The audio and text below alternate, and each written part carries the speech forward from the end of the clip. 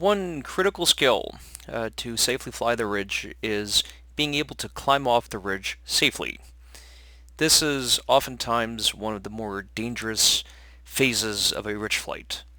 The reasons we would like to climb up off the ridge are, for instance, if we want to be able to get back home. So, for instance, at this point, the ridge is not all that strong. We're going about 60 miles an hour or so at 1650. But then, so we will probably need a thermal in order to be able to go and climb up and be able to make it home leave at 2,400 feet. Another reason is maybe we want to make a transition. So, like looking ahead, if we wanted to keep flying up this ridge, eventually we'd have to hop over to the low ridge on our 12, that's just left of 12 o'clock. And, maybe we'd want to get a little bit higher than the ridge lift would take us. The third reason is maybe we just want to climb up and get out of the ridge band. Maybe it's just, we're kind of sick and tired of getting beat around and we just want to climb up into those nice thermals above. But in any case, when we are turning, that significantly increases the stall speed, and we're doing this in some pretty what can be pretty violent conditions. It's pretty windy and there's a lot of shear. If you're not careful, you can drift downwind and maybe you can find some sink, and you're not really all that far away from the trees. I mean, when you're making a turn, even a 180, let's say an S turn. I mean, you're maybe 200 feet above ridge top at times, and I mean, many of us are not comfortable, for instance, thermaling at extremely low altitudes like that down at the surface, yet many of us are comfortable doing, say, an S-turn on the ridge. And so the thing to remember here is you really got to be on top of your game because there really is very little margin for error. Now, when we want to go about turning on the ridge, what we first will do is, if the ridge is working reasonably, we'll first float our way up. So we want to give some room off away from the ridge. So if we are approaching a transition, it really pays to slow down a couple miles early and then float your way up into the higher part of the band. And, in doing that, you'll kind of work your way out and position yourself in the higher part of the band in the sweet spot there. And then when you do find the cloud and the thermal, then you've already given yourself some room. The next thing is you always turn away from the ridge. Always, always, always. You never, ever, ever at any altitude make your initial turn in this case, to the right, to the downwind. That's very dangerous. It almost will never work. It's categorically, it's a terrible idea. Never, ever, ever do that. So then when you do make your turn, and if you're low, if you'll say, the absolute minimum they say is about 200 feet to do a full turn, but I'd say 400 feet is a better bet. So, but below, say in this case, let's say 400 feet, if you're going to try to thermal, what you're going to do is you're going to do S turns. You're going to do a 180, in this case upwind to the left, and then you're going to beat back to the right, and then just keep doing these S turns left and right, without ever putting your back to the wind. Once you get 400 feet or higher, and if you feel like there's a good chance, that if there's a good reason to do a full turn, then you can continue the full turn, and you have some room in case you hit some sink and things don't quite work out on the backside of the turn. When you are doing these maneuvers, you're going to be paying a lot of attention to that airspeed and to that yaw string. You're going to make sure that you have extra speed for margin above stall, and you're going to make sure your coordination is perfect. You want to be you really have to be on your game. There's no room for sloppiness here. Okay, let's give it a go. And so for now, what we're going to do is we're going to slow down a little bit and climb a little bit higher in the band and see about trying to maybe find a thermal.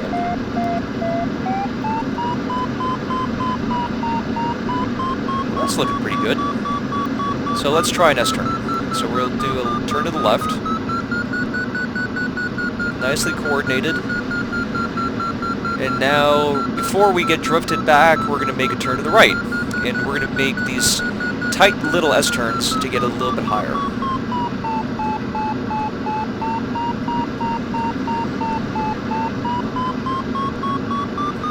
And now we're going to go to the left. And now we're at 2,000 feet. Now we're plenty high. Now if we want to transition to that full turn, we're going to go and do that, keeping our airspeed and keeping that yaw string nicely coordinated. When we're making these full turns, oftentimes when we're on the backside of the turn, we steepen up and then we flatten out on the upwind side because very often there's a nice street that bunches up upwind. So we really, very often we'll actually make our corrections into the wind up the street. Now notice as I'm thermaling, that my speed is actually pretty high. Bear in mind that airspeed indicator in Condor is in knots. So thermaling at 40 knots is about 45 miles an hour. And you really want to have a little bit of extra speed as you're thermaling near the mountain, just in case you catch a bad gust. Now, we're up at 2,500 feet, we are actually in really good shape. We're considerably up off the mountain, and at this point, we're much more comfortable. And in this case, in Condor, the bubbles tend to go a bit more downwind than they would in real life, and in real life you tend to kind of go back upwind pretty much all the time.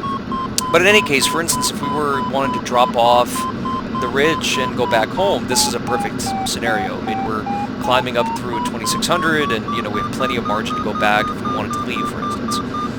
But for example, if we wanted to go back, or if we wanted to just take this thermal as a, to climb up for a transition or something like that, if we still wanted to go along the ridge, like let's say we wanted to head northeastbound, what you would do is you would leave heading straight into the wind, because very often there's going to be a street associated with the thermal.